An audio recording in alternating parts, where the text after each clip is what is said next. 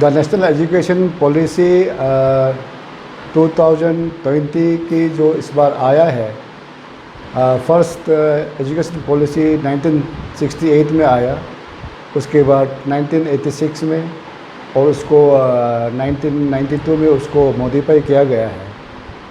1986 से लेकर 2020 तक 34 इयर्स हो गए, कोई नया एजुकेशन पॉलिसी लेके नहीं आया।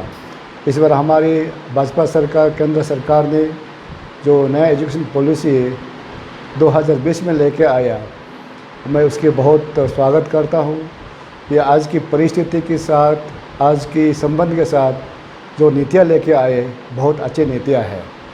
खासकर हमारी जो गवर्नमेंट स्कूल में जो नर्सरी नहीं हुआ था, और जैसे हमारी जो 1986 का जो पॉलिसी रहा 10+2, उसको 2 वे कर दिया है।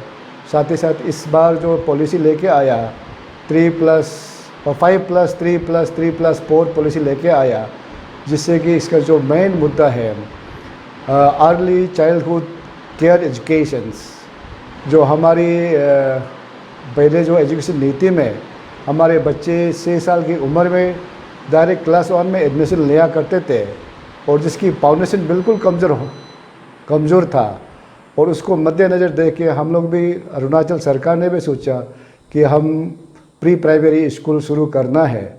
लेकिन इस जो 2020 की जो एजुकेशन पॉलिसी आया है, उसमें इस अर्ली चाइल्डहुड केयर का जो एजुकेशन लेके आया, वो हमारे लिए, अरुणाचल के लिए, और हमारे स्पेशली दूर दराज गाँव के लोगों के लिए बहुत मददगार होगा। क्योंकि जिसकी बच्चे फाउंडेशन ठीक नहीं होते हैं, वो बाद में जाके उनकी ख़राब होता है। तो इसमें 5+3+3+4 जो एजुकेशन लेके आया, वो बहुत अच्छा है। साथ ही साथ इसमें जो भी बच्चे हैं, पहले बच्चे एग्ज़ाम पास करने के लिए रट्टा मारता था, अब वो सिस्टम चला गया। उसमें बच्चे को अपने को सीखना पड़ेगा, समझना पड़ेगा।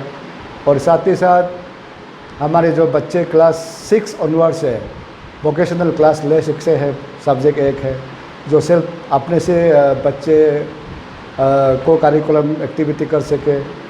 और साथ ही साथ क्लास 8 ऑनवर्ड से बच्चे अपने सब्जेक्ट चॉइस कर सकते हैं।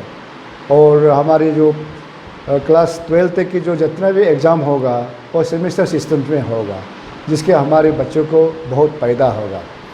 साथ ही साथ हमारे हायर एजुकेशन सिस्टम में देखा गया, तो जो पहले हायर एजुकेशंस में जो बच्चे एक बार एडमिशन लेने के बाद, वो अगर उसके पढ़ाई अगर ख़त्म नहीं कर पाते, वो कभी डिग्रियाँ नहीं मिलता था। लेकिन इस नया नीति में जो 3 इयर्स कोर्स, 4 इयर्स कोर्स की जो नया नीति लेके आया, जो एक बार दाखिला लेने के बाद फर्स्ट ईयर कंप्लीट करने से उनको एक सर्टिफिकेट डिग्री मिलेगा, और सेकेंड ईयर अगर बच्चे कंप्लीट कर लेते हैं, उनको डिप्लोमा सर्टिफिकेट मिलेगा। साथ ही साथ जो 3 साल की कोर्स ख़त्म होगा, उनको डिग्रिया कोर्स मिलेंगे। साथ ही साथ ये हमारे जो PhD करने के लिए जो हमारे नीतियाँ थी कि बीच में एमफिल करना पड़ता था, MA फिर MPhil करना पड़ता था, अब वो सिस्टम हट गया है। MPhil की नहीं होगा, डायरेक्ट MA करके डायरेक्ट बच्चे PhD कर सकते हैं। और इस हायर एजुकेशन में मेनली रिसर्च को बहुत इम्पोर्टेंस दिया गया है, रिसर्च ओरिएंटेड को इसको। और जितना भी यूनिवर्सिटी में है, सब यूनिवर्सिटी सिंगल रेगुलेटरी अथॉरिटी में होगा। अब जो यूनिवर्सिटी होता है अपने अपने यूनिवर्सिटी के कानून से, नियम कायदे से चलता था, अब सभी यूनिवर्सिटी एक ही चलेंगे, एक ही रेगुलेटरी अथॉरिटी होगा। और इसमें और देखा गया है कि इसमें जो इस बहुत अच्छे जो पॉलिसी लेके आया है, मुद्दा जो है multi entry and multi exits, आप कभी भी एडमिशन ले सकते हैं, और आपके अगर पढ़ाई अगर कंप्लीट नहीं होता है, तो आप दूसरा उसको छोड़ के दूसरा कोर्स ले सकते हैं, फिर लेके दोबारा उसको आप उस कोर्स को ख़त्म कर सकते हैं। एक बहुत अच्छा सुविधा दिया है। और जो डिग्री कोर्स का जो है 3 इयर्स 4 इयर्स करते हैं, जो 3 इयर्स डिग्री कोर्स करने वाले बच्चे MA 2 साल करना पड़ेगा, और जो बच्चे 4 साल की डिग्रियां करते हैं उसे MA 1 साल के करना पड़ेगा, उसके साथ डायरेक्ट PhD कर सकता है। इसलिए मेरा जो नया नीति आया है, इसमें रिसर्च ओरिएंटेड है, उसके अपने अपने कैटेगरी दिया है। उसके बाद हर सब्जेक्ट में मेजर और माइनर सब्जेक्ट दिया गया है। आप जैसे एग्जांपल आप मेजर सब्जेक्ट फिजिक्स लिया है, माइनर सब्जेक्ट आप म्यूजिक ले सकता है, अलग चीज़ जो फिजिकल एजुकेशन ले सकता है। वो सिस्टम पहले नहीं था, इस बार जो हायर एजुकेशन में ये कर दिया है।